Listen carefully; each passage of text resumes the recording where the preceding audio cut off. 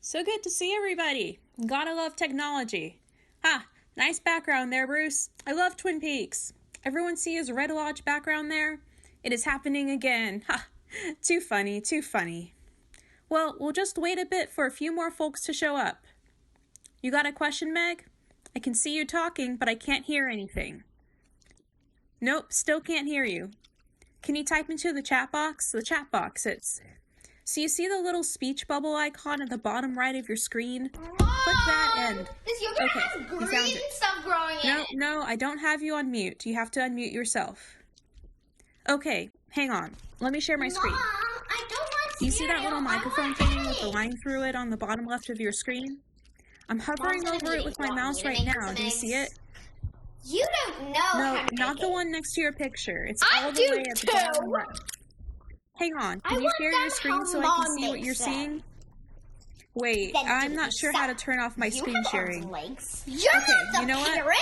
If you have a question, You're just not type the it in the parent. chat box and I'll try to Stop keep up. copying me. Okay, so now down to brass Stop tacks. copying We don't know what me. next week is going to look like quite yet, so everyone is going to need to roll with Shut up. it. You're gonna get us in But we do trouble. need to be accountable Don't to our tell me stakeholders, so shut I need up. everyone Okay, to come up with a game plan and send me a rough outline by tomorrow night. Oh, you gotta be fucking kidding me.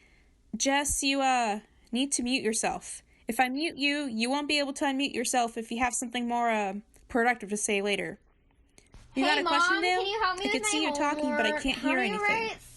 Nope, still can't hear you. 35,457 Can you type into the chat box? The chat box, So you see the little speech bubble icon at the Thanks, bottom Mom. right Can of I your go screen? watch all 20 hours Click of Harry that Potter? and- Thanks. Bye. Game on your phone. No, I don't have you on mute. You have to unmute yourself. Only 99 Okay, hang on. Let me share my screen. You're making the internet suck. Do you see that little microphone thing with the line through it on the bottom left of your screen? I'm hovering over it with my mouse right now. Do you see it? No, not the one next to your picture. It's all the way at the bottom left.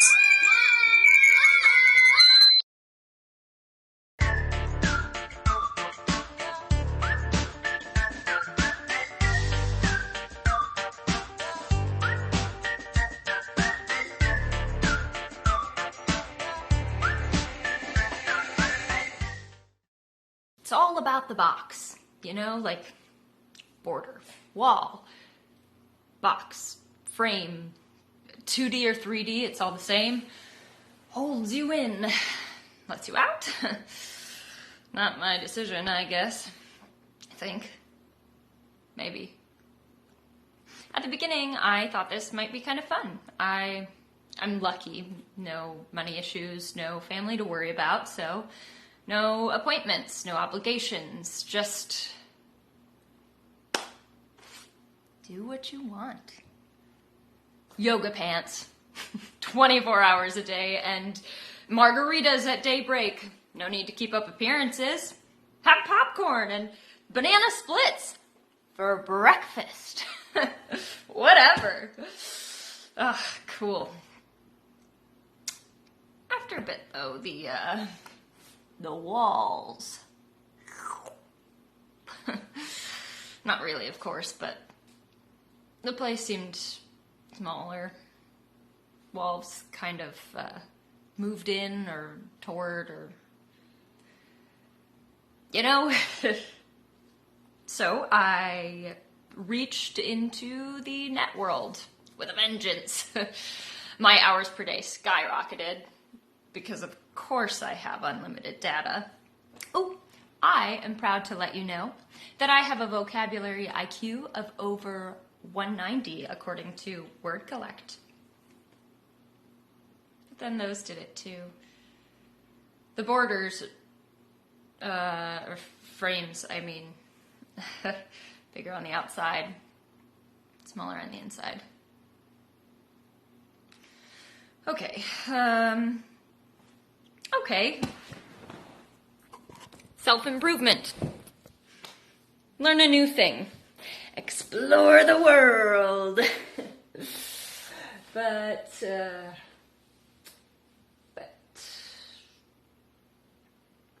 butt of the joke. The frames got, well, not smaller necessarily, but tightened down. Focused, narrow, limiting, controlling, and things kept popping, creeping, sneaking in from the sides and the top, and set me off. Sent me off into tangents and bagatelles and gewgaws. Trailed a wyvern through a labyrinth in an abandoned amusement park and met my doppelganger, carrying a portrait of myself in a Baroque gilt frame. Wait. See? Framed. Then vaulted into a statuary in an ancestor's backyard. The next saving grace was to reach out to real folks. Did you know that camera angles affect how you know, believe, interact with real people? Are they? Real on Zoom? I mean, like, really, the background is your choice, and you can enhance your appearance. My own face looks narrower or longer or... What are all those fibrils pullulating on my neck? Damn image is framed. I spent one entire conversation entranced by someone's fire alarm because their phone was on their stomach. So themselves, their voice, they were on the ceiling. Nice plaster work, that. I wonder how much a finish like that, takes and time and cost, and can there be sparkles? And what about... Oh my god. Where did I put the thermometer? Oh, it's here somewhere. I have to get up. I have to leave. It can't be. Oh no, really, it feels just the same as it did before I coughed. Up a degree or two. Oh, am I framed? Armageddon? Framed? Go, thermometer! Let me out!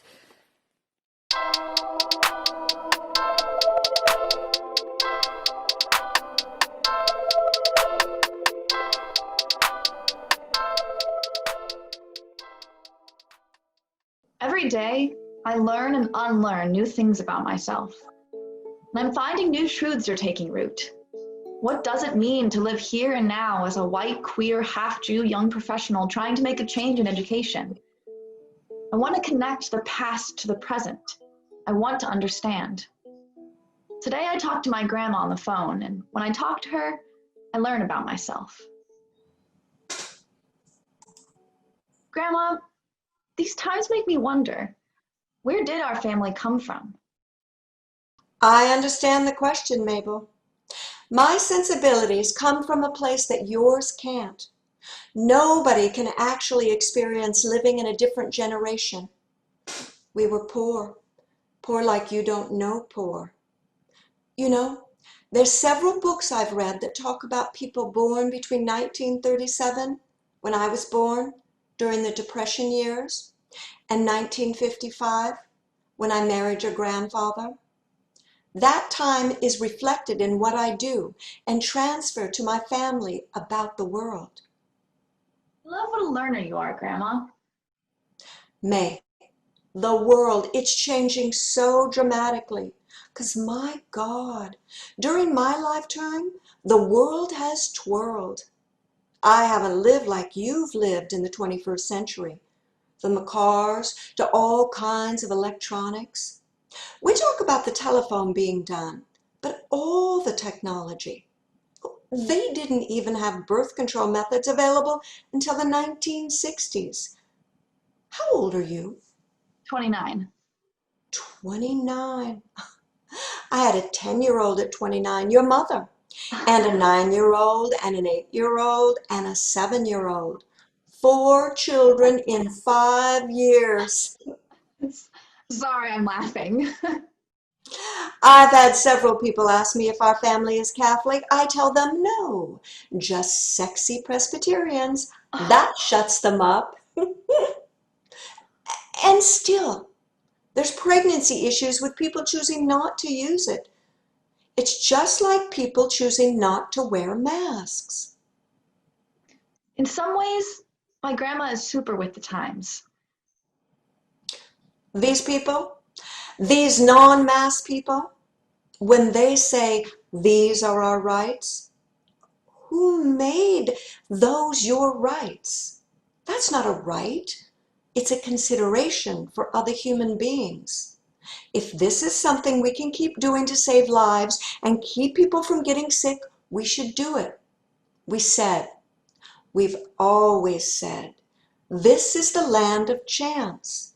In our America, you have the opportunity to do whatever, but it will take you some knowledge, like schooling, and it will take your application to accomplish it. It's not a guaranteed right. But then it's comments like this that take my breath away. So insightful. And also, I see that race and our privilege as white folks is invisible to her. I see that she sees equality and not equity. And I love her. Have you ever read anything about equity, Grandma?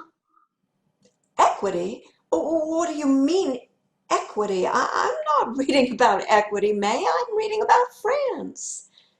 France. You know how you went to study abroad in France during college, May? I went to the library. I went to the library and found out about France, the history. I read about the geography, and I read anything and everything I wanted to learn about France. What I remember about going to France with you was you went to school and had 3 best girlfriends, and your host family were kind older people. One big thing that sticks out is that you met this older man, and he showed you all about Normandy.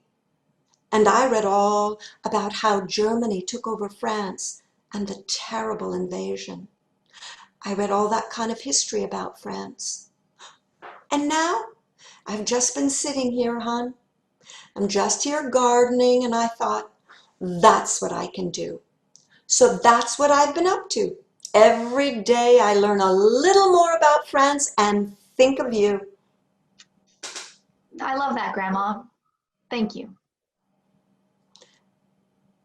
May, what is this Black Lives Matter? Why are they so upset? Holy shit. I want to have this conversation with her, but what if I don't have all the right words? Or have too many of the fancy right words?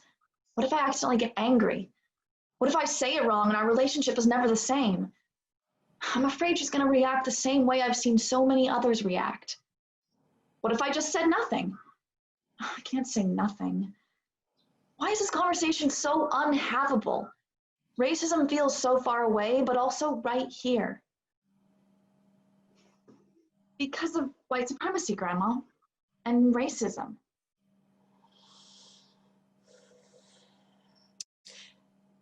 I have a very broad view of this whole moment. They seem to have narrowed it down to one group being persecuted horribly by America and Europe. But that's one group, right? Why now? Black and brown folks have always had it worse off, Grandma. COVID is just making us see it more clearly. But there's always been class differences and religious differences and people who think that they're better than each other. I just don't get it. Oh, I've got to go, Mabel. Your mother is here with dinner. Let's connect soon, okay? It makes me feel good to hear your voice. Talk to you soon. And Grandma, I want to talk to you more about this. I love you. I love you too, sweetheart. There are so many things I could say. I want her to see what is happening in my generation. I want her to understand what a big part of me equity is. Systematic inequities disproportionately impact communities of color, Grandma. That's so academic, May. Maybe opportunity is not equal in our America, Grandma. Maybe the whole point of my day job is to advance racial equity in education, Grandma. Maybe Black and Indigenous people of color are being murdered time and time again at the hands of folks that look like you and me, Grandma, like our family. Maybe equity, empathy is the seed of equity, May. I see people who look like me, white folks, are reckoning with the truth is ugly. The truth of our harm and the truth of the harm of our ancestors and the truth of the harm of the systems that we perpetuate has boiled our blood with denial, with defensiveness, with deflection, with more harm. And yet, I notice there is a beauty in uncovering the truth. My reckoning, the one happening here inside me, is a thing to behold. To judge it is to criticize a blooming thing. In all its complexity and effort.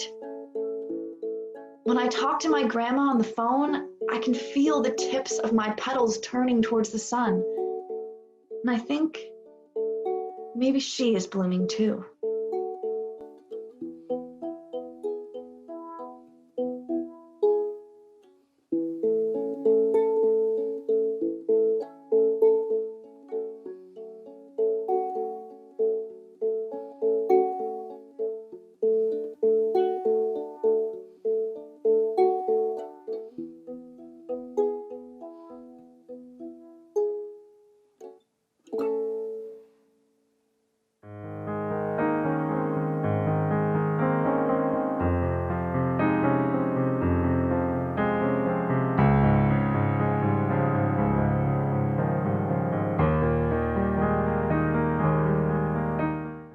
I had seen the tsunami building since I first heard of the virus in December. I didn't think anyone would believe me. I let the WHO and the CDC give their messages. There is little threat to the general public, they said. There is low risk of community spread, they said. They said the economic damage was worse than the virus. They said our response was worse than the actual threat. The grocery stores, whose job it is to have food, don't have enough for more than 2 days. They failed. I began to put even more faith in local small markets. Nature's timetable is her own. The solstice was coming, and I was not ready. Everyone was happy, and I could not go with the flow. I could not go with the excitement. I felt like winter in the face of spring. Like snow when everyone is praying towards the sun. I felt unheard, exposed. Everyone was getting in my face. During the stay-at-home order, everyone else was bored and I was okay. I welcomed my rest from all that. A stalker the year before. Sleepless nights. Dreary mornings and a crowd of people as I got to work. My own cough that started in October. I struggled to breathe, and it wouldn't leave me alone until several weeks later and 2 rounds of antibiotics. A sprained ankle, again. Spittle from a friendly, well-meaning customer who was talking to me just a few weeks before the shutdown. Another well-meaning customer putting his hand on my arm to get my attention with nails long enough to accidentally break my skin. Let's not be afraid of rest. Let's learn that stillness is a priority when it's feverish outside. Resting is an art. I get my sun when I can, and I'm learning to pick quality over quantity in friends. I hope we will survive, and survive well, not judging each other, but caring for each other, letting people be, but protecting ourselves and ours, challenging systems, but also promoting solutions, using our collective brain power and energy to make our world a better place for each other. Let's count our allies and treasure our friends. We have the right to be happy and to have room to breathe.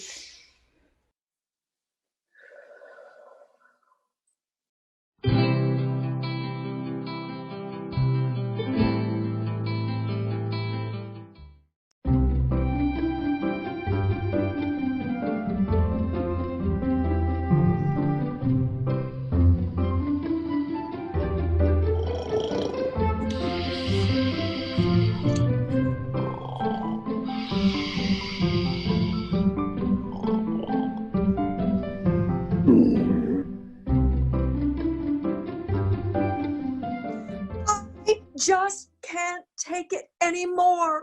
Uh-oh. You never want to talk. What's up? I'm just so stressed out. There's always antidepressants. I'm not depressed.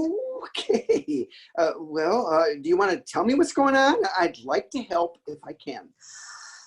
I'm just going crazy. How are you always so happy all the time? Isn't this bugging you?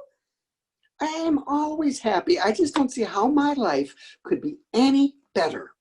I get my favorite meal every day, have people that love me, have a friend like you. We are not friends. And why are you asking me for advice? Okay, we're friends. But don't you miss how things used to be? We had so much freedom. We could do what we wanted, relax where we wanted, play where we wanted. You don't like to play. You know what I mean. It's just they never leave the house. We are never alone. I need my space, man. They are constantly on my back. Petting your back, you mean? It drives me crazy. You know, it's a sign of affection. They love us. They love you. Why does that bug you? I think it's fantastic. But it's been months. They never leave. I like the occasional massage, but they are so needy. I don't have that much left to give.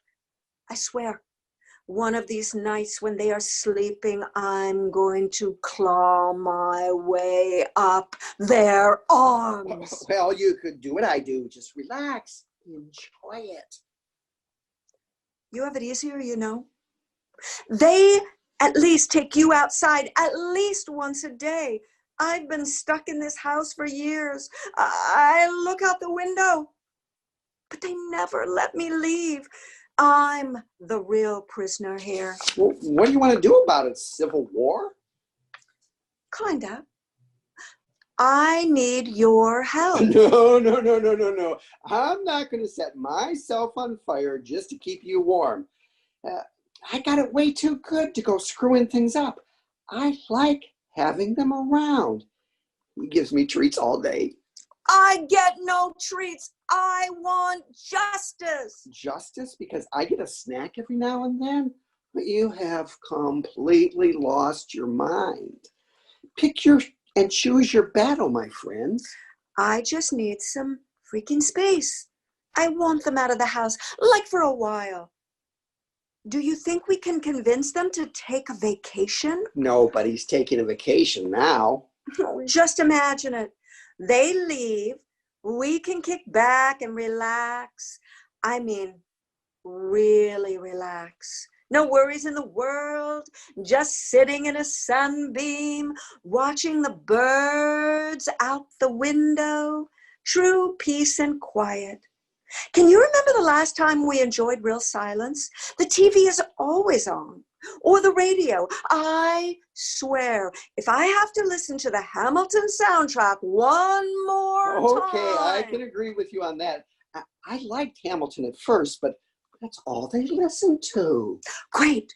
So, you're with me. I guess so, but just for a little while. We want them to come back. Sure. No, really, we need them to come back. Okay. They control the food. Oh, good point, good point. But a couple of hours, I could eat all the food so they can go to the grocery store. That should give you some good, relaxing time. Not bad. But they already go to the grocery store once a week. I need at least 24 hours, but would love even more time. What on earth do you need 24 hours for? Who needs that much relaxing? I've seen you completely comatose in the throes of relaxation for at least 2 days. You're right, again. What if you ran away? What? Hear me out. If you were to leave unexpectedly, they would be beside themselves. They would scour the neighborhood. She would probably be so upset she'd have to go visit her sister. That would give me plenty of time to get my nerves under control. I don't know.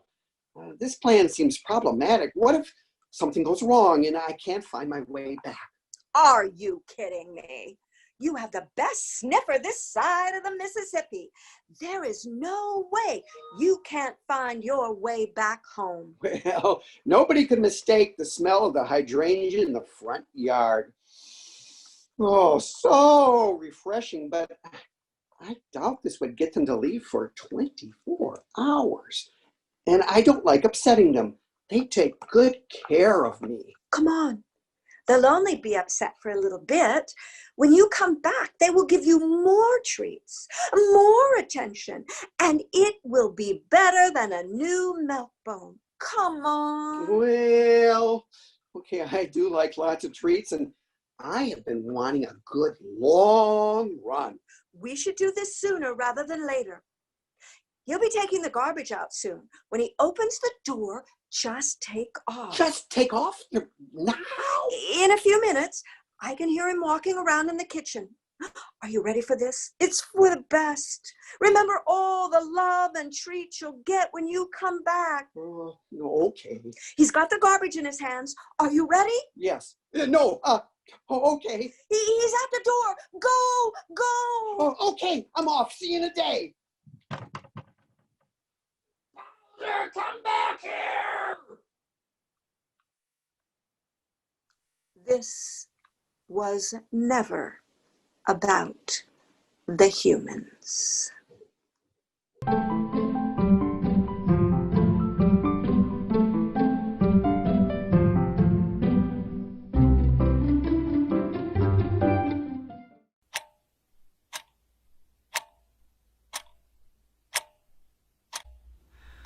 When my children were little, really little, their favorite television program was The Big Comfy Couch.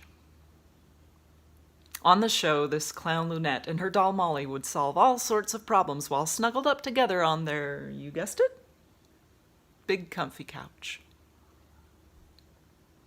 Didn't matter what the issue was, everything would get wrapped up and tidy, nice with a bow, in the space of about 22 minutes. And then the two of them would curl up together and take a nap.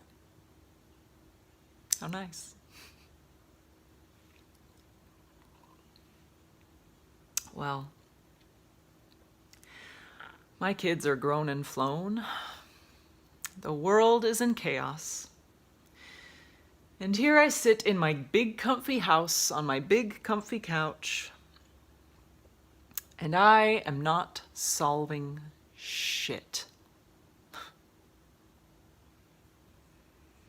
Time has become shapeless with 1 hour, 1 day, 1 week, 1 month running into the next. 22 minutes?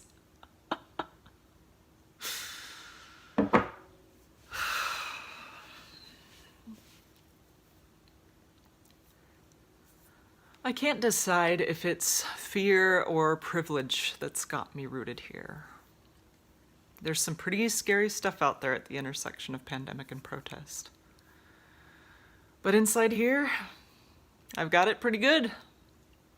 I'm just a spectator, you know? Things don't really affect me that much. Of course, I'm afraid I'd be stupid not to be. This thing's killing people, but I'm writing it out here nice and easy. I don't have to work. Hey, we're retired. We worked hard. We planned for these years. We have guaranteed income for the rest of our lives. Groceries, no problem. We can have them delivered. And if we do get sick, we're covered. I mean, that's what health insurance is for, right? Like I said, we planned. It's easy. I mean, we're doing our part. We don't leave the house, and when we do go out, we wear masks, but we don't really have to go out. And my kids, they're safe. But, and here's the thing. Other people can't hide out like this. There's a lot of folks out there who don't have a choice in the matter. They can afford not to work. How is it that the people we consider the most essential, the most important, are the most poorly compensated? Get rid of a bunch of stockbrokers and we'd be just fine. Get rid of grocery store clerks and the country comes to a screeching halt. Why is it that we don't care about other people's pursuit of life, liberty, and the pursuit of happiness as much as we care about our own? And as far as these people marching, I mean, it's not like my kids are getting killed by the police, right? Privilege and inequality. That's what they're protesting out there.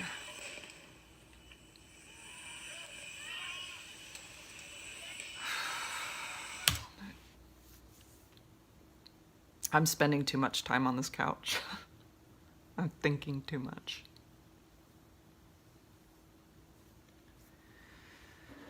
Sitting here is forcing me to pay attention.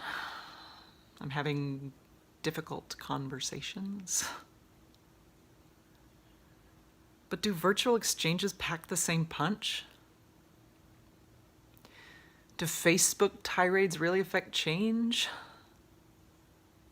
Maybe the conversations are better had out there in the real world.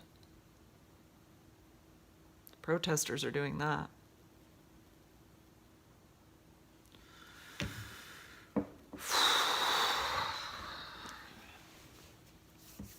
On that TV show, somewhere around minute 20 or so, Lunette would look around her room and shout, "Who made this big mess?" Well, it's going to take more than a 10-second tidy. That was my favorite part of the show. It was a magical 10 seconds to clean up this particular mess. Damn.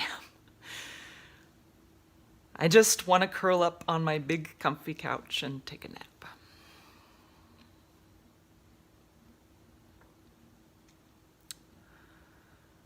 But I think I need to stay awake.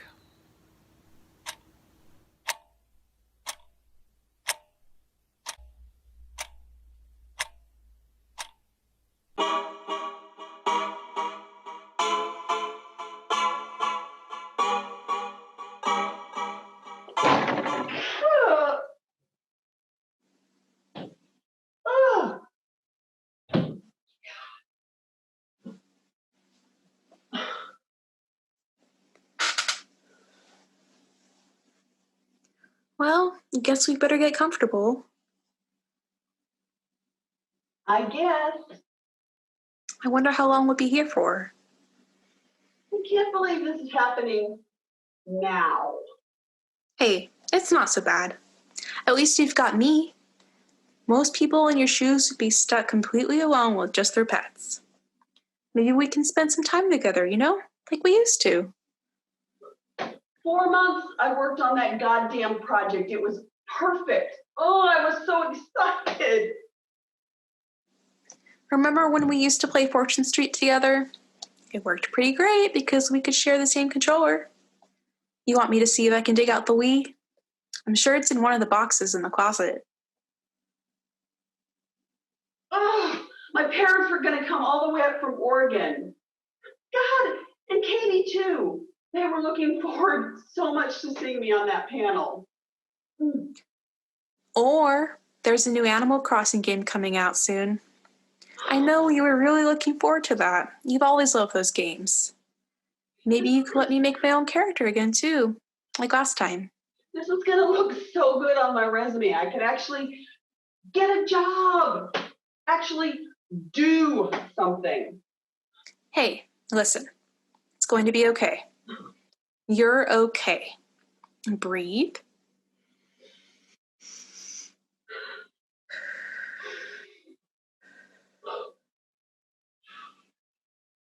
Maybe after we relax and decompress for a little bit, we can go online and see about finding a place to publish our work. That way, no matter what happens, those 4 months of work won't have gone to waste. We can adapt. We've done it before. You trust me, right? You know I've always got your back. This isn't kindergarten. This isn't that time I got pushed up against the wall and almost passed out and no one believed me. Or when that knife got pulled on me a month later.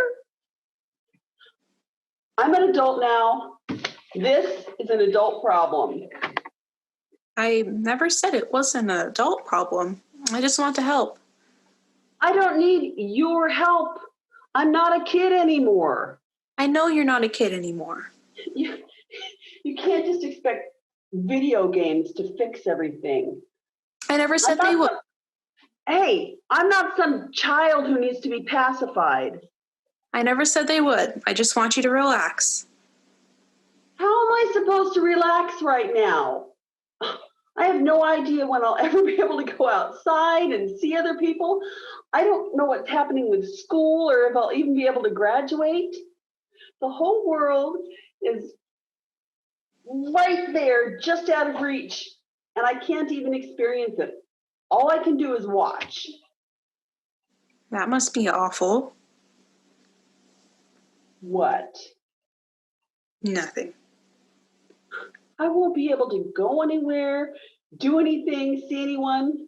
I'm going to be trapped here for who knows how long. You're going to be trapped.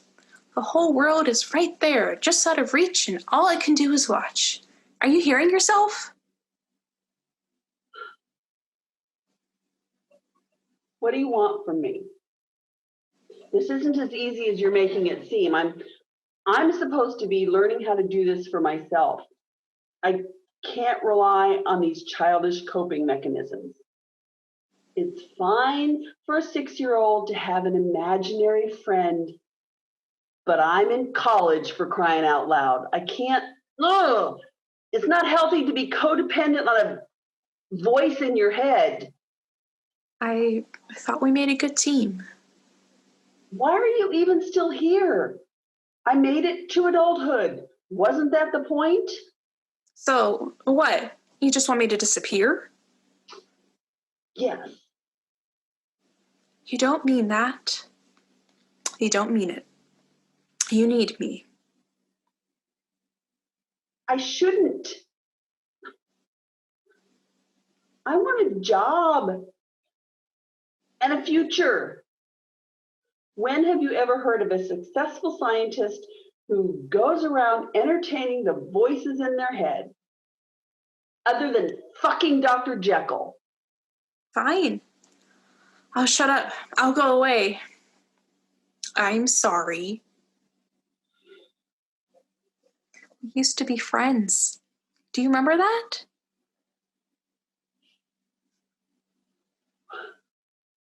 Did I ever mean anything to you? Was I just supposed to take the abuse for you and disappear? You used to get so happy whenever I showed up.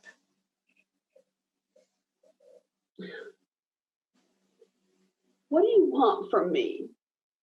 I want to be happy. I don't know how. You know I can't tell anyone about you. Look, the one time I did, I got called a freak and no one talked to me for a year. I'm not asking you to tell anyone about me. It's okay, darling. I guess I was just excited to finally have some time to spend with you. I want to be there for you like I was back then. I want you to have a job and a future too. Seeing you succeed is my dream. I want to help you. I've only ever wanted to help you. Yeah.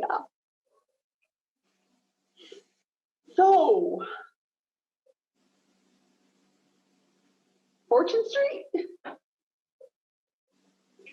I get dibs on Yoshi.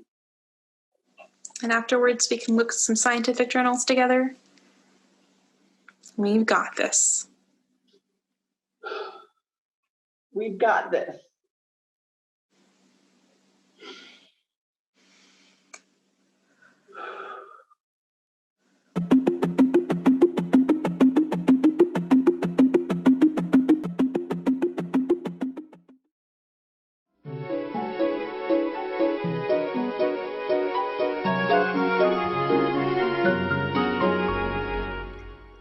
It's important to have a really good chair. I didn't realize this until I was sitting in the same one every fucking day, staring at the same walls. Straight ahead view, my fireplace, with a plaster deer inside that I renamed Battlestag Galactica. To my right, curtains that I loved when I picked them out 15 years ago. I think I should probably take down to wash. But if I do, my nosy ass neighbor will be able to see me for a full wash cycle. So I guess they're never getting washed. To my left, my piano, with a bouquet of overripe flowers, dying. Just a little ghost of a bouquet. 3 walls to stare at from the world's worst chair. I can't stay in this house one more fucking minute. Every inch of it's clean, but I have nothing else to do. So maybe I'll scrub that corner one more time and see if any dog hair dares to get caught between the wall and the kickboard. I stare at my laptop, willing it to tell me where to go. I need adventure, danger, places to be brave so I don't grow cobwebs. That's a weird one, the needing to be brave and dangerous. It started after I left an abusive relationship. I needed to be brave. So, off I went to Iceland. I went exploring caves where I had to crawl on my belly. I had the worst panic attack of my entire life. Super fun way to discover you've developed adult onset claustrophobia. But that led to cliff diving, hiking to hidden Buddhist temples alone, and eating weird food. All I could do to prove to myself that I was brave. Now, fast forward to me looking at a road trip in the time of COVID. Maybe I just get in the car and drive? Maybe there are tons of cows on the side of the road just waiting for me to say hello.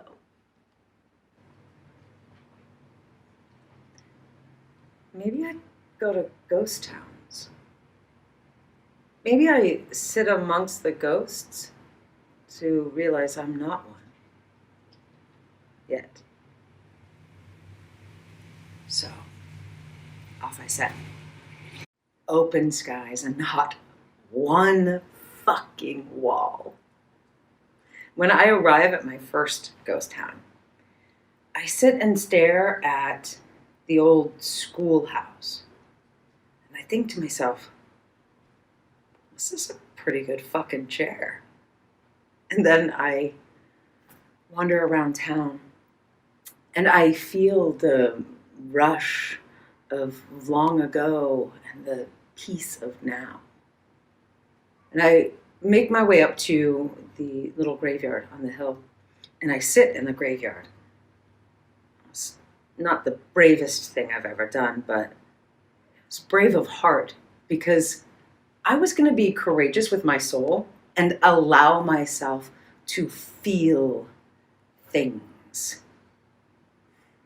This tiny graveyard had so fucking many tiny graves of children who died in the plague of typhoid fever and influenza over 100 years ago.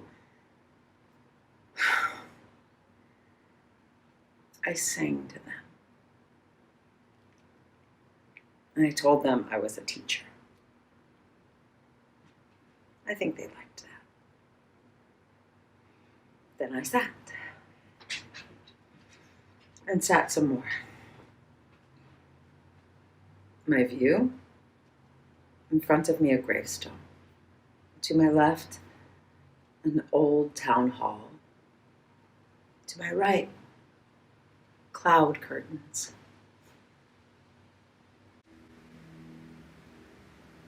This is a very good chair. It's important to have a very good chair.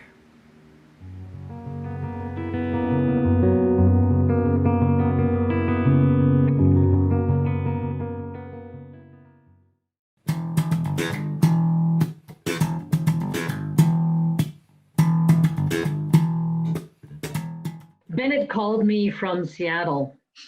She'd taken a cab to the ER in the middle of the night and was planning to take one home again. I told her, hell no, pandemic or not, I'm not letting you do this alone. We met when we were 14, 51 years ago. Alice smoked her first joint and drank her first beer with me. We partied like we'd fucking live forever.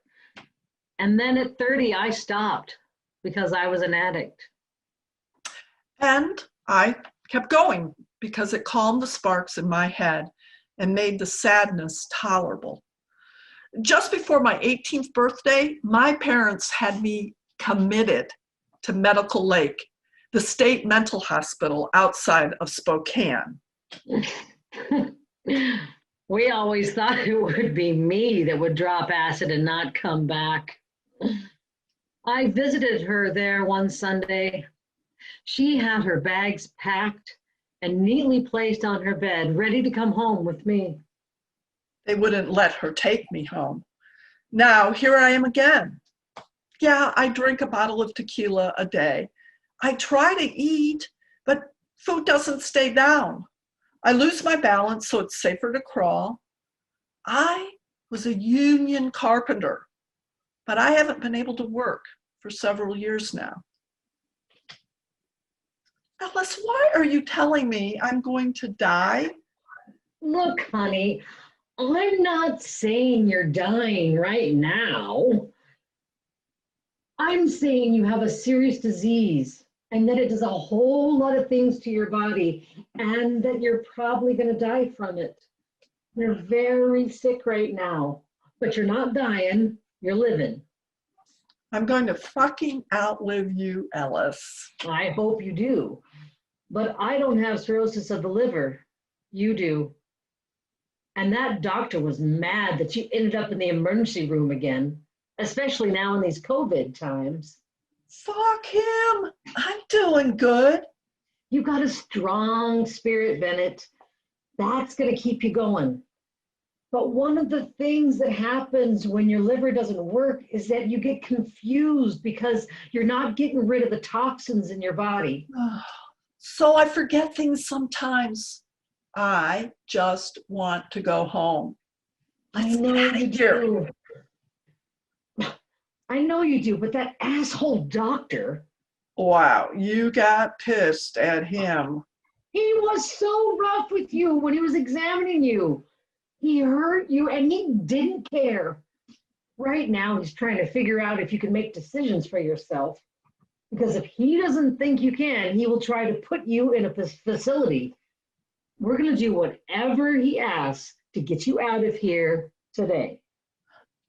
I know how to play the game. I'll tell him whatever he wants to hear. I've done that my whole life with every asshole, family, psychiatrists, bosses. Okay. Then he needs to hear you can take care of yourself and that you'll see your liver doctor and you'll make appointments to get your abdomen drained instead of just showing up at the friggin' emergency room. Got it. I need a cigarette. I'm hungry. I want a chocolate shake and fries. Remember the fries at Zips? Every Friday and Saturday night, there we were trying to find the next party, the next high. We always did. Yeah. Did you see that nurse, Nikki? She took care of me last time. Damn, she's cute. A little young for me, though. Oh, also I want gorgonzola fettuccine. You're making me hungry. Where are my clothes? Will I be able to take her home this time? Let's get the fuck out of here.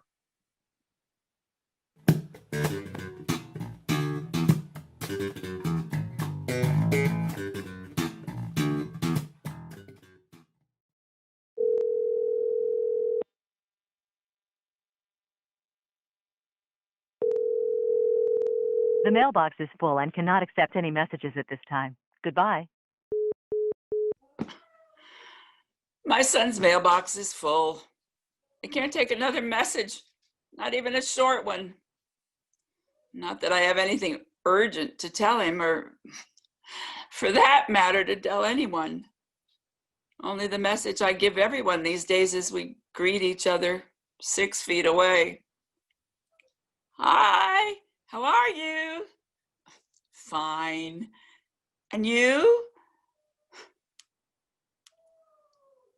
How bright we are in our words, in our smiles beneath our masks.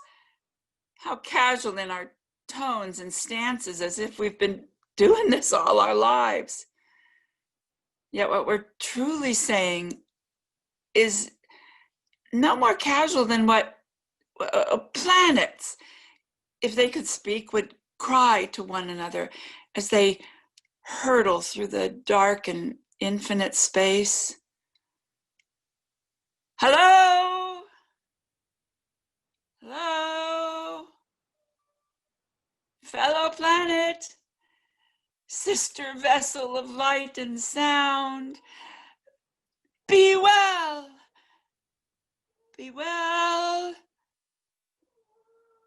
be well.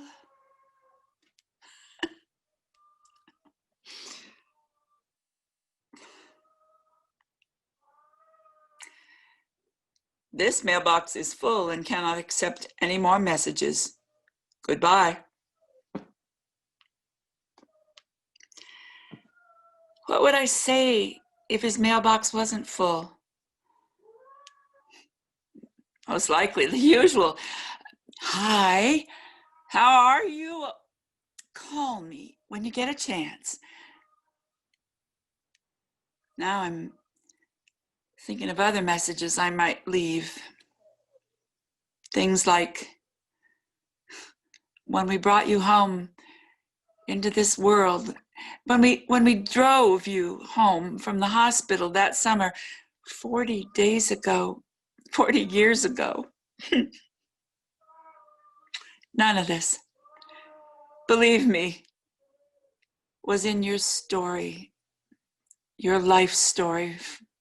No burning towers, burning forests, no armies of dispossessed men and women and caged children, pandemic sorrow. That's all true. But who wants to get such a message on their phone, even or particularly from their mom? Instead, I offer this prayer whose message from one planet to another comes down to be well. Be well. Be well.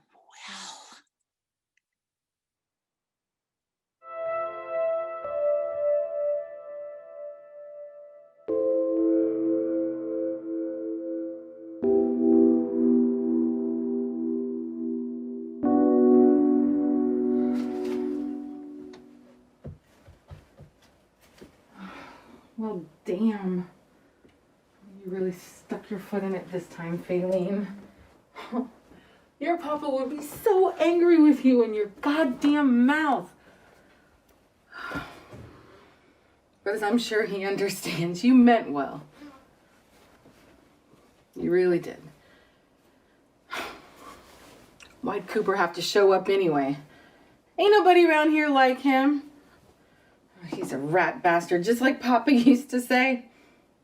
Him and his big, fat mouth. I told him. We all told him that he was a fool, thinking that listening to some traveling preacher down at the Grange made him some sort of expert. Well, what do you say now, asshole? I can't believe he got Mama to believe the things that he was saying. She always did like him best. She would listen to him like he was the second coming of Jesus Christ. Which, I mean, I guess that makes her just as much to blame as him. Well, I wouldn't take any of it back. I'd do it all again.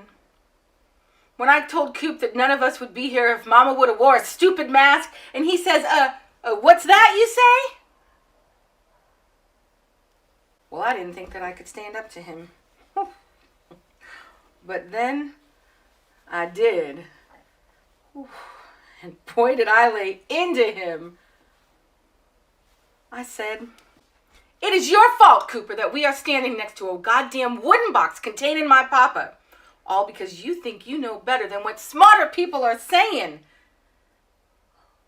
And I told him that he was a whole new breed of ignorant. And I told him that I knew I was stuck at home now staying with Mama because he sure as hell wasn't going to stick around to help her out.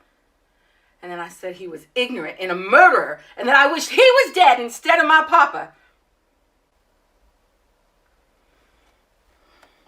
Well, that last part isn't true. The worst thing is he always wore his mask. He wasn't sure it was going to help or not, but he figured if there's a chance that it can help, why not? Him and Mama would go round and round and round about it. The craziest part is she never did get sick. My papa was the best and the strongest man in the whole wide world. He just couldn't beat this thing.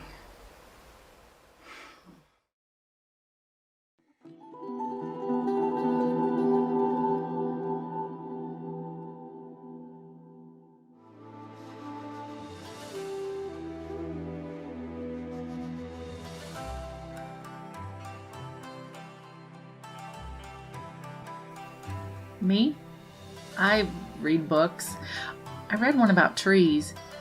You know, trees talk to each other, not with words, but with chemicals, hormones, and electrical signals. This is all happening under our feet in underground fungal networks. So that's why I felt bad for cheering our neighbor Brandon for chopping down his trees. There wasn't much to do during the pandemic, so watching Brandon make way for a volleyball court was a nice distraction. A little bit of theater. I heard our neighbor on the corner say to him, "Are you fucking crazy? That's so dangerous." Brandon was cutting down 200-foot tall trees. I watched how he did it. He had a rope that he tied around the trunk of the tree above his head, and then with his homemade tree spike strapped to his shoes, he'd walk up the tree, until he reached the rope, and then he'd keep moving the rope higher and higher. It was scary. Jesus. If he fell, it would be all over for him.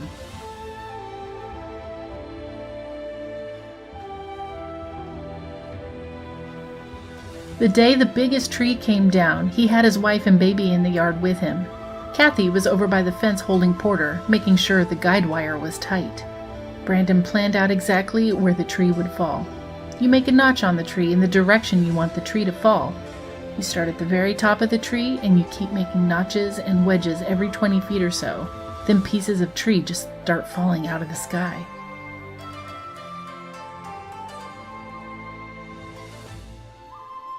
Right outside of Brandon's fence is a sidewalk. How did he know he wasn't going to kill a pedestrian or two? Because it's all physics, geometry, torque, and tension, and the tree went down safely. My husband and I watched it topple. Each chunk shook the ground. It was exciting, and I hollered. I should have yelled, "Timber!" but I just yelled like you would at a rodeo. And then I got to thinking. He cut down a living tree that was surrounded by a community of trees that have relationships with each other. I'm not making this up. Trees communicate to each other. So while I was cheering his feat of bravery, the other trees were madly sending chemical warning signals. This German forester, Peter Wolleben, says the main topic of tree conversation is alarm and distress. You asked what I did during the great pandemic of 2020. I learned to love life.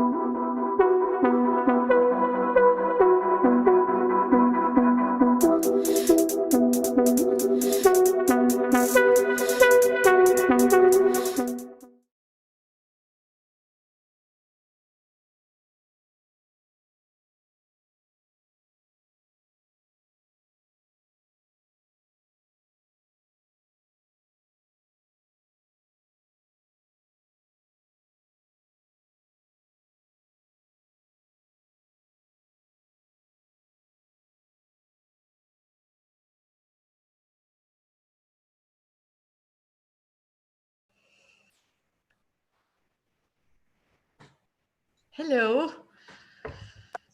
Hello. Hey. Hi there. Okay, so you're on, please. Hi, everybody. Oh, weird. I'm looking at my YouTube thing and it's showing our Zoom meeting, I think. That's because we are going to chat with the audience, Bettina. Oh, am I live? You're live, baby. Oh, We're live on YouTube. We're live on YouTube. Hi, everybody. Hi. weird. I'm looking at my YouTube thing and it's showing our Zoom meeting, Okay. I think. That's because we are going to chat with the audience, Bettina. Oh, am I live? Now you need to turn off your YouTube. You want to turn off YouTube. That was amazing. We should give ourselves a round of applause. Yay! You all are so beautiful and talented. Yes. The audience, My dog is here. Yeah, Bettina, you need to turn off your That's my YouTube. brother. Whoever has She their wants to YouTube get on still, you need to turn it off. Okay. Let me turn off the Xbox. Sorry about that. You all are so beautiful. All right. Okay, better. The audience. My dog is here. Yeah, Bettina, you need to turn off your YouTube. Whoever has their YouTube on still, you need to turn it off. Okay. Let me turn off the Xbox. Sorry about that.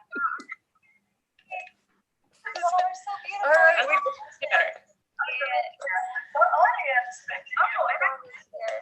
Yeah, Bettina, you need to turn off your YouTube. Whoever has their YouTube on still, you need to turn it off. Okay. Let me turn off the Xbox. Sorry about that. You all are so beautiful. All right. Better.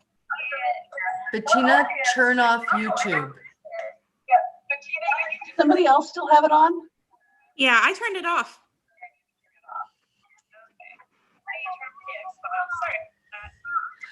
Hold on.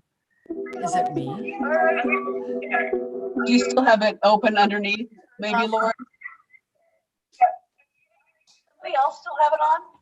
Hold Yeah, on. I turned it off.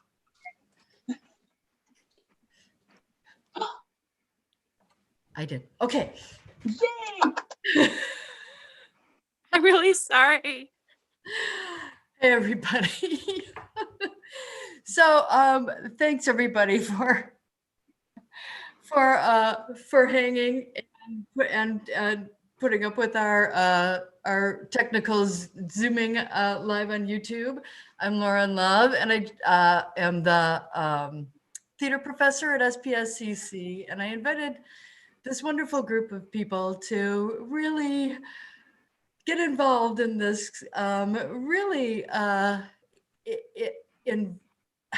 immense project of writing and reflecting on this moment that we're in and being creative around it, and then exchanging that writing and performing and producing their own pieces. So that was a pretty heavy lift that I asked for, pretty big ask. And I just want to thank everybody here for lifting that and lifting us with these pieces. So thank you so much. It's so in the waiting room. it's so interesting. We're getting some more folks in here. It's so interesting to visit these pieces that we started. Hi, Heather, that we started in July. And at this point in December, some months later, just to also kind of meta reflect, I think, on where we were then and where we are now. So that's been really interesting for me. So we just, if there's anyone over on YouTube who wants to ask a question, we'll put that in the chat. But I thought what we would do, first of all, is just kind of go around the Zoom room and have everybody introduce, if you want to just talk about what you did, and you did so many things, all of the things that you did, or anything else you want to say, please, let's introduce. So Lori, you're up in my left corner, so let's start with you, Lori. Me, Lori? Because there's another Lori very much involved in this project. I am Lori O'Brien, and I wrote The Big Comfy Couch, and I performed in, oh my gosh, I'm totally having a brain fart about the Inside. about the title. Inside, with Bettina. And I was thinking about this today, about how weird it is that we are 9 months, 10 months into this now, because who knew when we started this project that we'd still be talking about this. And to my right is Amanda, so I'm going to have her introduce herself. Hi, everybody. My name's Amanda Stevens, and I wrote Cat and Dog, and I performed Sarah Rucker Thiessen's piece, The Great Pandemic of 2020. And next to me is Bettina.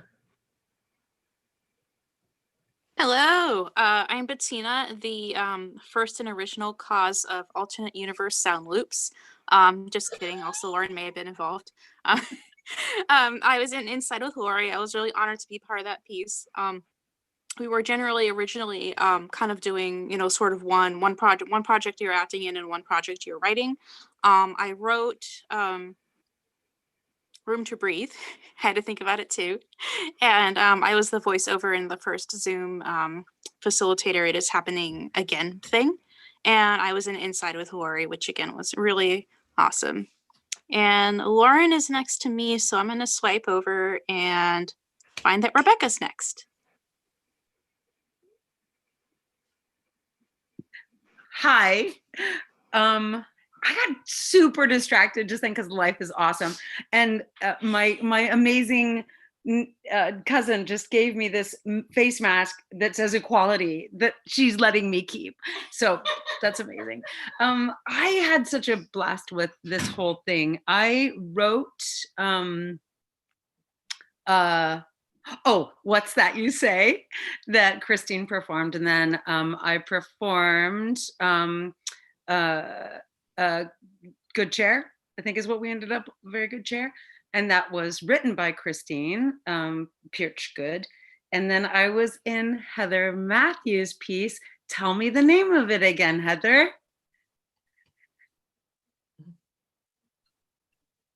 The name is It Is Happening Again. And I tell you, that one was like super last minute and awesome. That was so incredibly fun to do nothing but face acting. So I had a really great time with all of this. Oh, let's see. Amanda, did you go? Okay, Sarah, you ready? Yes. Awesome. Let's see. Hello, everyone. Let's see. I wrote The Great Pandemic that Amanda Stevens directed and narrated. Thank you, Amanda. And I performed in Debbie Eden's piece about Bennett and Elliot, I think. Yeah, got that right. Ellis, thank you. God, Meg. Okay, Meg, I'll choose you next. did you get everything? Your piece you wrote and everything you did? I think so. Okay. I'm Meg Rosenberg, and I wrote Blooming, which starred Debbie Eden and my dear friend Mandy Ryle, who, thank you very much, Mandy, for playing me. I appreciate you. And had the privilege of doing the voiceover and yoga dancing. I definitely was like, I am not a dancer, but I was. It was good. Oh, good.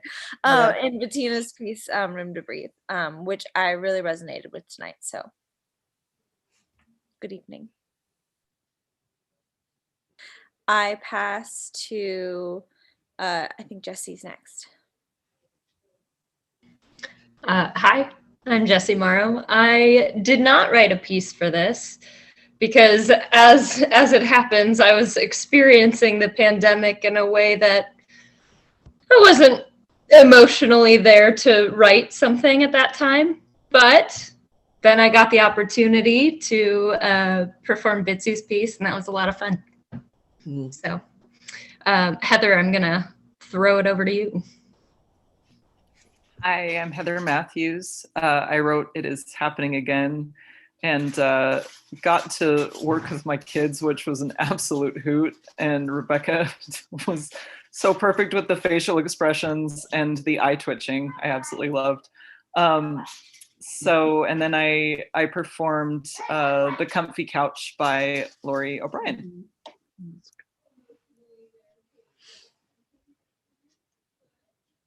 So I'm just letting, thank you, everybody. And here's Bitsy. Finally. Right on time to introduce yourself, Bitsy. Glad you're here. I'm Bitsy Bidwell, and I finally, with Heather's help, found how to get onto the Zoom meeting. And I wrote the piece called It's All About the Box that Jessie did, and I performed the piece Message that Keith Eisner wrote. So those are my two parts of it. Thank you. Thanks, everybody. So it's so wonderful to see everybody back again. It's been since we began in July, and there was a period of writing and some feedback for each other, and then exchanging and producing these things. So I was just, I've been curious for a long time about how that went for you, what it was like to kind of exchange, to sort of give up ownership of the material, which is what the theater asks us to do, right? And allow somebody else to really not only, perform it, but really work with you to produce it, or how those relationships went. And then how it was to pick up, right, somebody else's piece. Just what was that experience like of exchanging work in this way? Anybody? Well, I can say that I haven't been a director nor a writer. So I was absolutely thrilled with the nuances that Jessie found in my writing that I hadn't seen. And I really love that piece of theater where everybody contributes and adds a new thread that makes it more human, have more depth, have more universality. And I was just thrilled. So that was an exciting part. On the other end of it, I really never felt like I did the piece justice. That Keith's piece about planets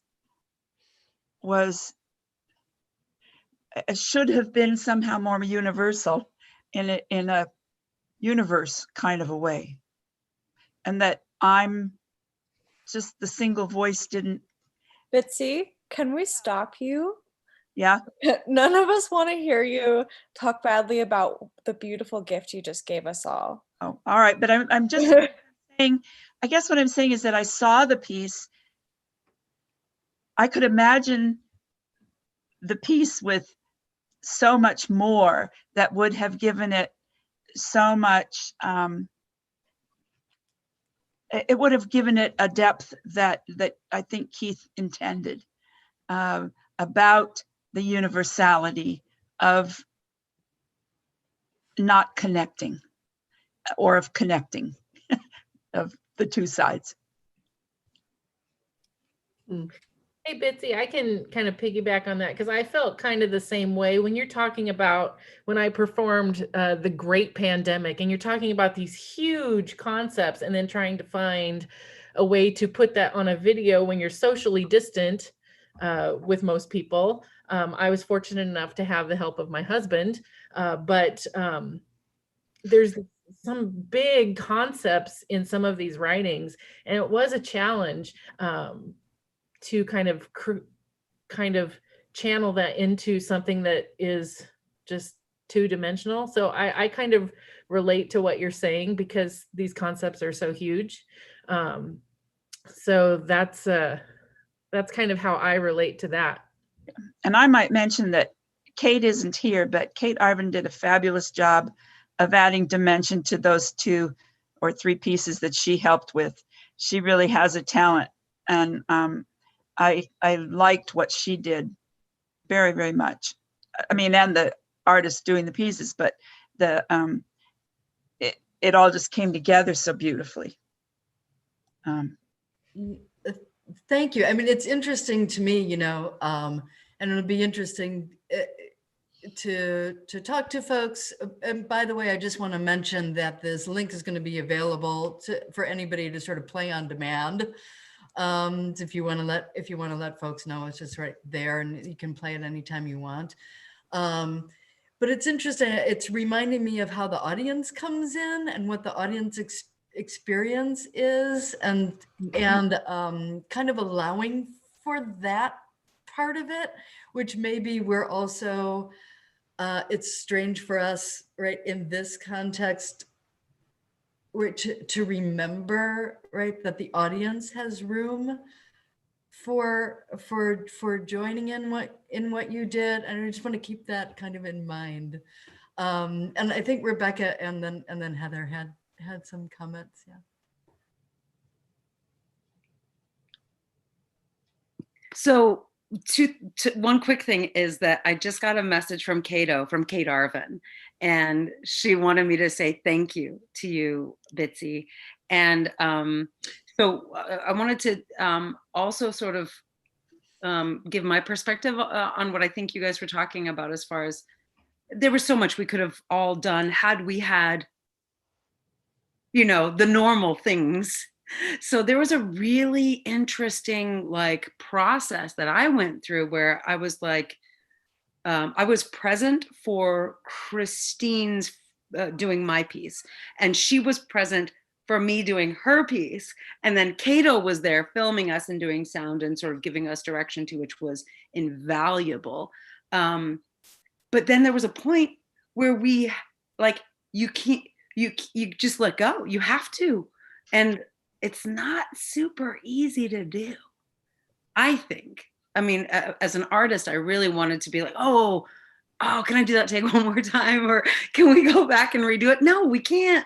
It's COVID times. We prepared and planned in advance to do these shoots. So learning how to let go of that sort of need for perfection and understand that that is part of our story, is that we're doing this within the confines of physical distancing and all of these things. So that was exciting. And I'm glad Bitsy said something, because I was literally going to be like, Kate Arvin, what?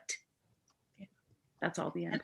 I think also it's worth mentioning that all of us are theater artists, like Lauren said. We're used to audience. We're not film artists, or most of us aren't. I'm not.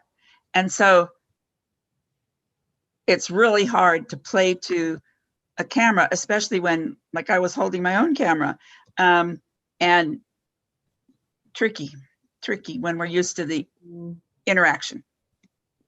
Well, I was gonna just say something real quick about the whole idea of theater and perfectionism and everything like that, because it is having a single moment in time is so different than watching yourself being like, oh, I could do that a little better. I could do that a little better. I forgot to mention Bettina earlier, of course, who was the Zoom voice on my call. And it was really cool working with her, because she would send in a recording. I could say, could you think about this or this a little more? And so we ended up having several different takes to work with, which is so different than theater. I mean, it's a little bit like the rehearsal process, I suppose. But I also think that it was really cool. It really extends your creativity to work with really harsh strictures and limitations. And I found that the most interesting part of the project was trying to get things across with very low tech and not a lot of editing and not a lot of just interaction. When I was doing the monologue, I really tried to focus on looking at the tiny little dot on the phone, but I kept finding myself looking in my own eyes because I just really wanted to talk to another person. So that was kind of difficult. But I do think that not having it just, super polished and film perfect makes it even more representative of this weird time we're in. So I think it's appropriate. If I could pop in there, it's funny that you said about looking into the little red dot, Heather, because the piece that I was given was written by two people who are not here tonight, Shane Galaxy and Skylar Bastido. And Shane actually has dissociative identity disorder, which is old terminology, split personality, multiple personality, and having to act, having a voice in my head, which is actually really another person, and having to have multiple discussions with Shane about that. And Bettina and I ended up asking Lauren to help direct. And so not only were Bettina and I in separate places, but we had Lauren, who was remotely directing us and saying, no, I think it works better if you look at the camera, and giving us some ideas about how to play the fact that there's really only one body on the screen, but there's two people involved in that was weird.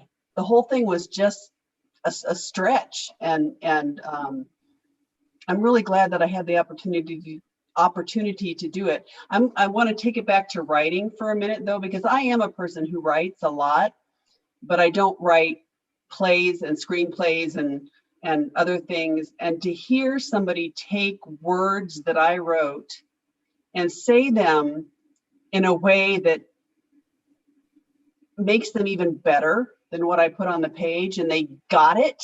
Oh my God, she got it. She read it. She read it the way that I imagined it being, or even better than what I said. And so this is a huge shout out to Heather, who got to do my piece. You nailed it. And I'm just so proud. And like I said, it's a huge thing to hand over something to somebody else and see it brought to life. So thank you to Heather. But yeah, thank you, everybody. It's so, yeah, so interesting that I think I agree with Heather that this is the imperfectness. I mean, this is representative of where we are,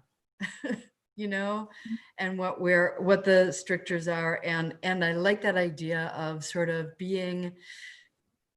having those strictures kind of push us in new places.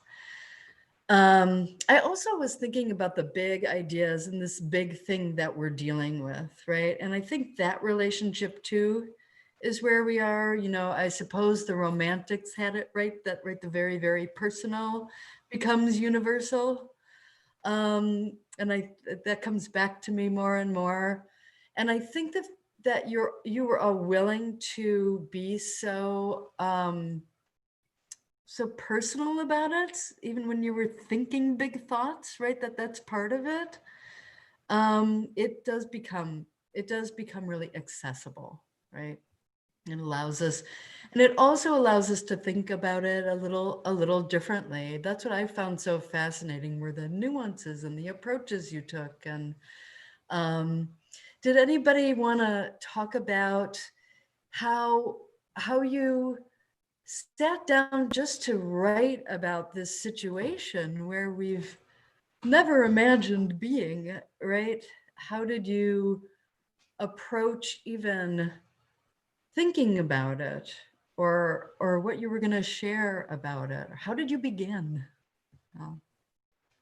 I think that I wrote mine within 30 minutes after getting your suggestion email that you were thinking about doing this project. I was like, oh, let me tell you about my day.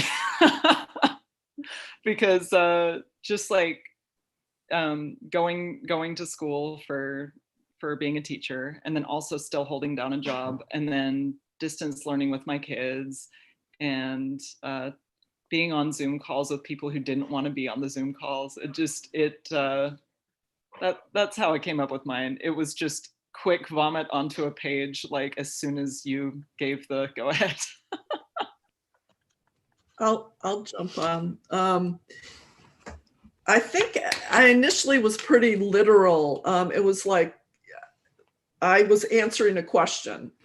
What did you do during the pandemic? And then it was, well, I read books, and just told a personal story about what was happening next door, the cutting down of the trees, and then sort of could, I guess, weave in this article that I read about how trees communicate, and it all just sort of fit together, which is kind of how I approach a lot of writing, is just start talking, I guess, and don't do a lot of pre-planning or think of a meta theme or something ahead of time. It just comes out because it's always there, I think.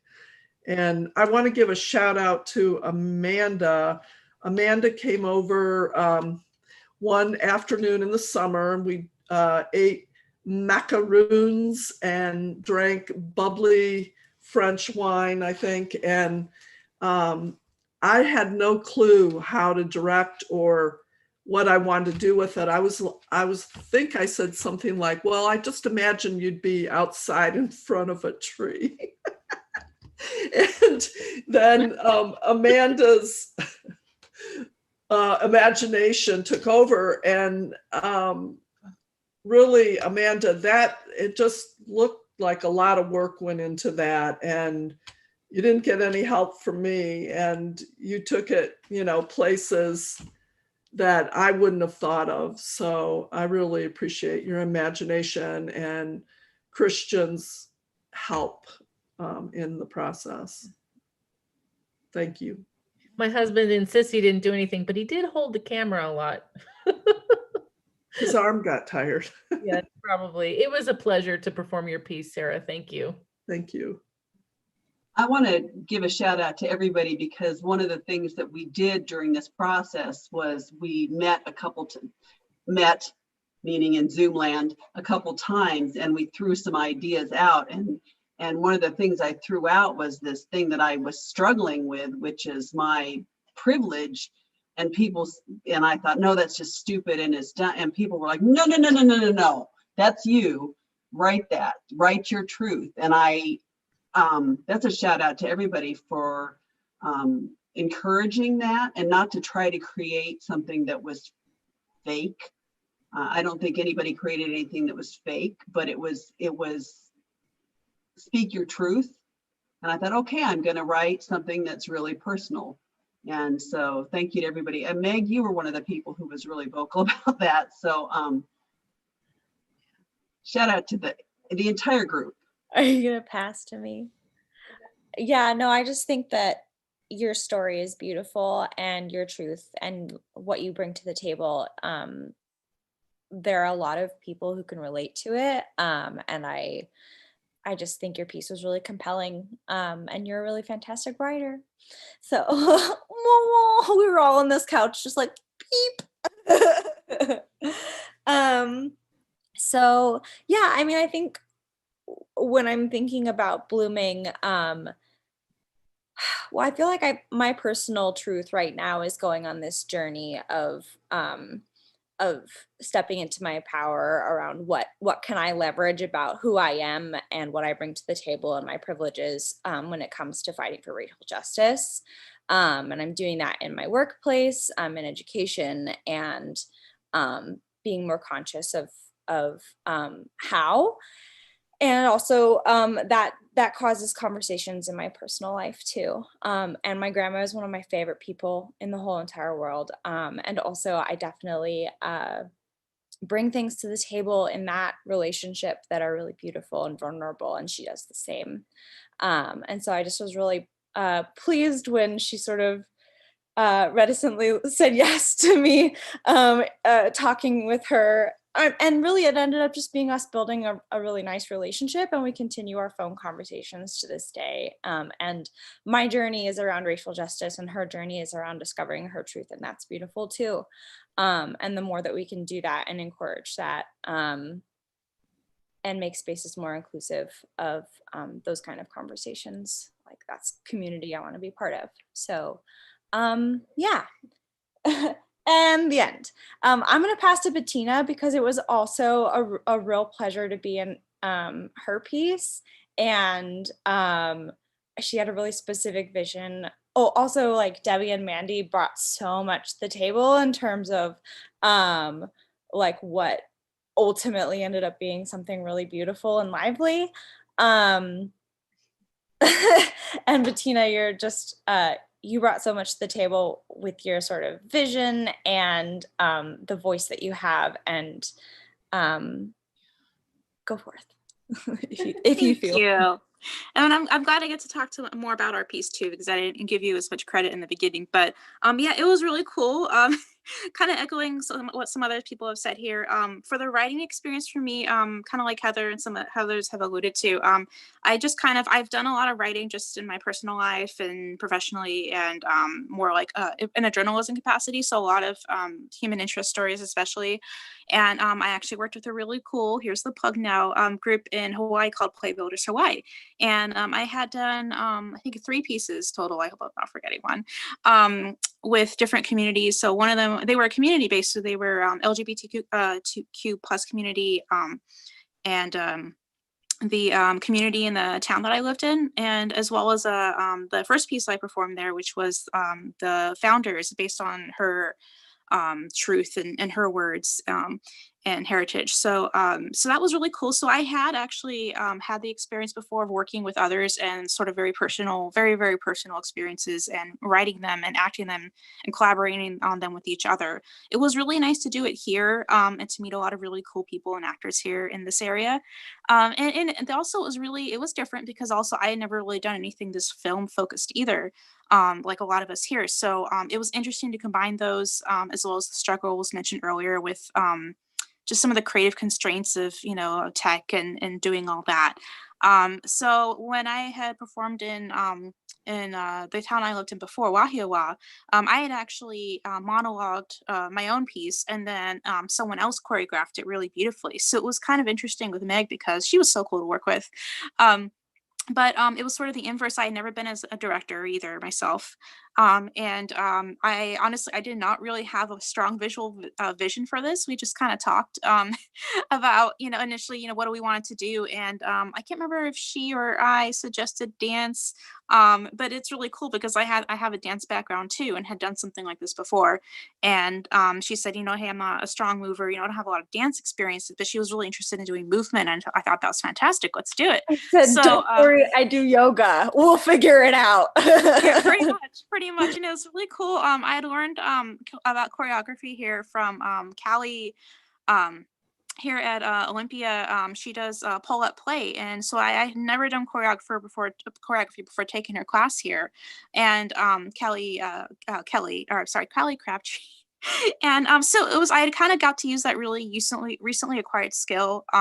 Take her classes, by the way, they're great. To work in this piece in a very new capacity. And it was really cool. Meg was cool to work with. We kind of decided together, okay, what do you want to do here? You know, I kind of had an idea starting off, and then she added to it. She asked for feedback. So it was really great working with her and with the other pieces too. Heather's was somebody else I think said it was kind of like, you know, very last minute, really awesome. I'm kind of hard on that myself with that piece because I'm like, gosh, my voice wasn't as good, but the whole piece was awesomely, you know, I think accurately annoying. Sorry, but you know, we all know with that piece what it's about and what it means, and I'm sure some parents in the audience were cringing, the ones that had to do learning at home early in this pandemic, especially. So that was great. She was flexible. She said, like, we just kind of emailed back and forth. We didn't really talk live as much. And then with Lori, that was really intense and really stretched my acting skills, I think. And I got to work with a couple people who were part of this or are part of this sort of marginalized community where there's not even a name for concepts like being a system of having several people live in one body. So, you know, they were very vulnerable, and we got to, you know, learn more about that, ask questions, and then they start acting around that. Working with Wario was great. And as mentioned, Lauren and Laura Lauren M. I get, sorry, I'm just meeting a couple Lauras for the first time. Lori's. Yeah. What? I'm Lori O, and the other Lori is Lori. I think I was thinking of Lori Matea. Yeah. So anyway, sorry. But we also work with the other Lauren. So anyway, they were really great with directing it, and that was very different. And you know, we didn't really know what to do. I don't think. I don't know if I want to totally speak for you, Lorio, but you know, I think it turned out really well. I think a lot of these pieces turned out really well. Go ahead. I just want to say we wanted to be respectful of the fact that we didn't want to play to a stereotype about a person with DID. And so we did a lot of discussion with Shane Galaxy, and he calls himself Galaxy because Shane is just one person living in a body. And it was a huge learning experience for me. I think I can speak for Bettina in that too. But we wanted to be respectful of the fact that this was somebody's real dialogue going on in his own head, or I'm going to say in their own head. Thank you. And I want to give a shout out to Jesse, who really, I just, when I saw the piece, Jesse, I know you have some experience with film, and I just love how you traveled with the piece. And I loved seeing Layla, and you know, your physical travel with the piece and your emotional, psychological travel with the piece. And I just want to really thank you for bringing that to life for us. Yeah. Thank you. Layla was kind of getting in the way a couple times. I had to yell at her for a while when I was trying to do it because she was running around with her little feet. Like when I was sitting in the chair, she wanted to come on the chair. It was like all across the floor. So yeah, it was, there was no keeping her away. But that made it so real. Yeah, yeah, that's for sure. But I don't have that much film experience. I'm actually pretty uncomfortable on film, so it definitely challenged me to do it. And I hopped in late, so I didn't get to do a whole lot of the back and forth with Bitsy, which would have been cool, but I just had to like memorize and figure it out, and it was like a wow, but also I was learning. Pretty much no use. I said, I love whatever you do, go. And I appreciate that. But yeah, it was definitely learning because I just, me and my phone by myself and just sort of did it. So anybody cares, there was another dog in the piece I did of Keith's, that strange whining thing in the background is my very old dog who has canine dementia. And he cries. And I kept saying, Keith, we have to do it again. I'll lock him up so that he's not on and he said, no. He said, I think it's kind of interesting. Yeah. So whining in the background is another dog. I feel sorry about that, but and I think one of the things I really appreciate about the whole, I love the sequencing, that how it tied together and the pieces were linked. And I got a real, I guess what I'm saying is that I got a real beginning, middle, and end that worked as a theatrical piece, the starting in one place and moving through so many different iterations and feelings and emotions. I was blown away. I'd seen all the pieces, but not until it all hung together did I go, oh my, this is powerful. And it is. I want to give just a really quick shout out to Lori, super quick as well. When I sent in the It Is Happening Again piece, I was like, can you just find some of that really cheesy 50s, 60s jazz like they play in elevators for the end of the song? And she knew exactly what I was talking about. I want to give her a shout out too. I'm sorry, Rebecca, but my name is Lori O'Brien. Lori Matea, LM, Lauren's wife, is amazing technically, and she's watching us. I know, Lauren, she's probably around the corner from you right now. So hi, Lori. Everybody wave to Lori. We love you. And I did the same thing because I sent her a thing. I said, okay, I need a grandfather clock ticking in there. And she went and she found something and just slotted it right in there.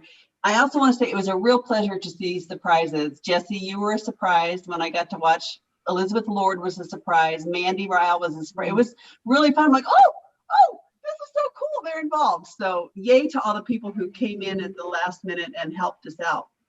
Sorry, Rebecca. No worries. Yes to all of that. When I got to do the sort of watch it just in case there was anything we needed to send to Lori for edits, I was like, Jesse! Oh my God, Jesse's there. It was super fun. And I love what you did with Bitsy's beautiful piece. And it was just fantastic. So I have to say, even though it was my giant head, I agree that like the way that you, Lori and Lauren, edited this together and started us off with the experience of Zoom. We all know what's going on there. And it's funny, we've been talking about like dogs getting in the way. Yeah, in the ones that we did, you could hear Christine's dog like, what's that? And chick, chick, chick, chick across the floor. That's how we live right now, friends. And it was really lovely. So I just wanted to, well, first off, I loved being that face. Again, even though like I know my cranium is oversized, and so it's really weird to like see so much head, but whatever. Whatever. Stop. And I want to say that I never even practiced once, not once, pouring that wine. It was like, it's now or never, Rebecca, one take. Because what was I going to do? I guess I could have funneled it back in, but I didn't think of that at the time. So just like, go for it. And thankfully it did not spill on anything. That was really fun to do. And doing Christine's piece, I love her piece. I just love the travel writing and the sort of expressing this like need to get out of the four walls. And then just like, she brings in such poignant personal elements and also laugh out loud moments where I'm watching myself do the piece and I'm still laughing at her words and being moved, and these delicate little sweet things of like, you know, I sang to them. I told them I was a teacher. I think they liked that. What? That's so beautiful. So I felt so honored, and I wish Christine was here because I really felt honored to say her words. That was very special. And then I am a complete novice writer, but I really wanted to do this project.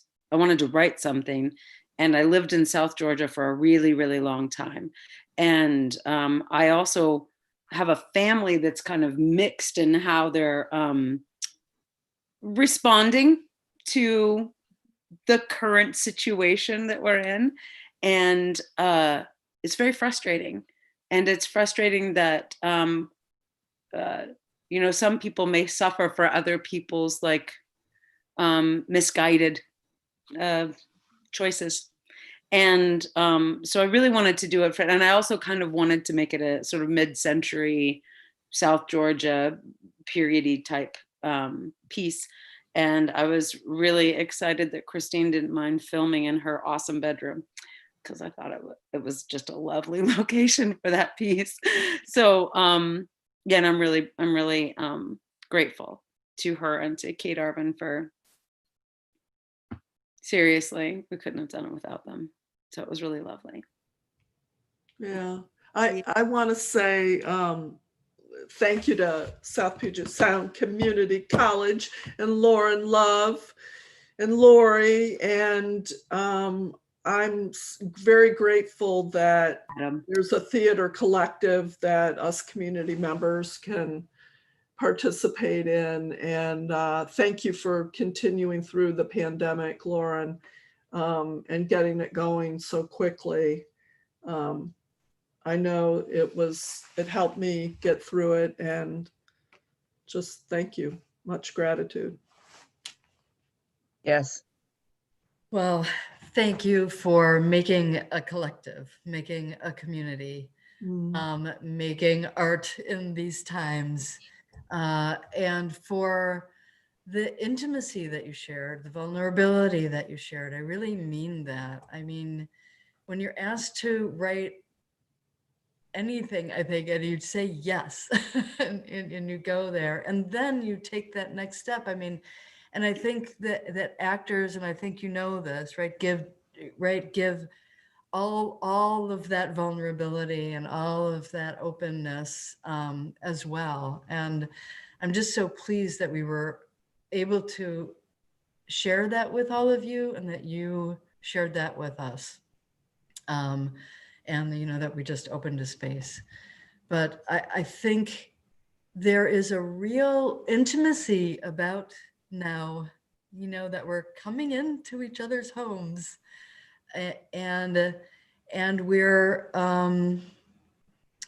all in the same place differently.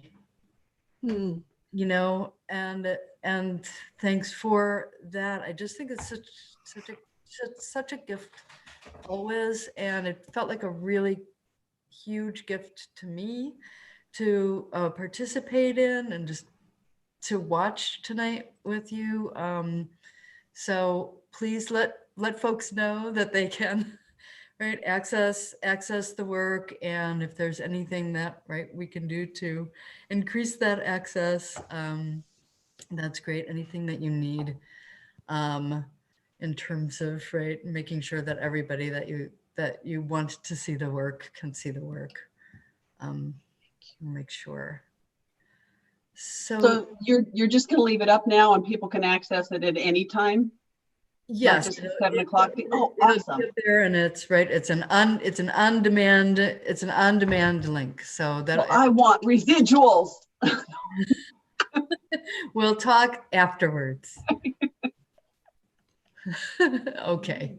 So thank you all again for all of these many months and all of your artistry, and for sharing with us behind the scenes, and for putting up with the technology.